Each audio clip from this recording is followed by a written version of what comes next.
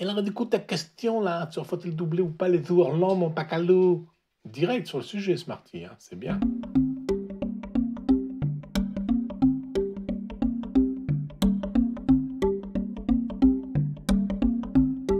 Alors, pour répondre à cette question, je vais garder les mêmes hypothèses que la fois dernière, en prenant une équipe de 4 qui joue normalement vite. Ou normalement lentement, mon pacalou, si tu veux, si tu veux. En tout cas, comme sur le tableau de la fois dernière, Smarty. Alors, on va supposer, pour simplifier, que toutes les équipes derrière sont constituées du même nombre de joueurs. 3 joueurs. Comme cela, en théorie, bien sûr, elles jouent plus vite. Quand une équipe double, eh bien, elle joue son coup du départ suivant, mais elle joue un coup en plus, pour ne pas que l'équipe lente puisse leur jouer dessus. Oui, la sécurité avant tout, mon pacalou, c'est le livre qui le dit. Exactement. Ayant doublé les équipes, j'ai trop souvent constaté qu'après, elles nous jouent dessus, et ça, c'est très très dangereux. Alors avec ces hypothèses, et on va prendre des trous 2 par 4 à chaque fois, pour là encore simplifier les calculs, voilà ce que ça donne avec des équipes de 3. Alors d'abord, on constate que l'écart de temps entre l'équipe lente, l'équipe 1, et les équipes qui suivent, équipe 2, 3, 4, 5, les équipes de 3 joueurs, c'est de 18 moins 15, de 3 minutes. À chaque trou, les équipes rapides se rapprochent de 3 minutes de l'équipe lente. Et puis on va considérer, pour simplifier aussi, qu'il y a un départ toutes les 8 ou 9 minutes. Alors ça dépend des parcours, des fois c'est 10 minutes, des fois c'est 8, à Montesco c'est 8. Eh bien, au troisième trou, l'équipe numéro 2, là, elle aura fait 3 fois 3, c'est-à-dire 9 minutes de rapprochement de l'équipe 1. L'équipe 2 talonne l'équipe 1. Ça veut donc dire qu'à ce stade, il faut que l'équipe 2 double l'équipe 1, et donc 1 attend que l'équipe 2 joue son premier coup et son deuxième coup pour s'éloigner, c'est-à-dire environ 15 minutes sur 2, c'est-à-dire 7,5 minutes.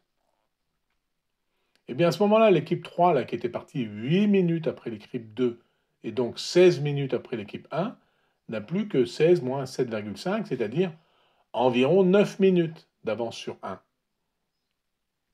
Et bien 9 minutes, c'est 3 trous. Donc au sixième trou, l'équipe 3 va rattraper, va talonner l'équipe 1. Et donc, l'équipe 3 va doubler l'équipe 1, et 1 va encore une fois attendre environ 15 sur 2, 7,5 minutes. Alors maintenant, si on étudie l'équipe 4 qui est partie 8 minutes après 3, donc 16 minutes après 2 et donc 24 minutes après 1, elle n'a plus que 24 moins 2 fois 7,5 minutes, puisque l'équipe 1 a déjà attendu 2 fois 7,5 minutes pour se laisser doubler. Et ça fait 9 minutes. Eh bien donc au 9e trou, 3 fois 3 égale 9 minutes, au 9e trou, l'équipe 4 va talonner l'équipe 1. Et donc 4 va doubler l'équipe 1. Et donc l'équipe 1 va encore attendre 7,5 minutes. Et alors de temps en temps comme ça, on voit que tous les 3 trous, l'équipe lente, là, l'équipe 1, doit laisser passer une équipe plus rapide et perd à chaque fois 7,5 minutes. Du coup, sur un 18 trous, 6 fois 7,5, eh bien ça va faire 45 minutes de plus pour l'équipe 1 qui était déjà très lente. C'est clair ça mon pacalou, hein. Tout le monde perd en plus de temps, mais surtout l'équipe lente. Eh bien voilà, je l'intuitais la fois dernière, et cette petite illustration le montre. Doubler ralentit encore plus l'équipe la plus lente, qui ralentit donc encore plus les autres.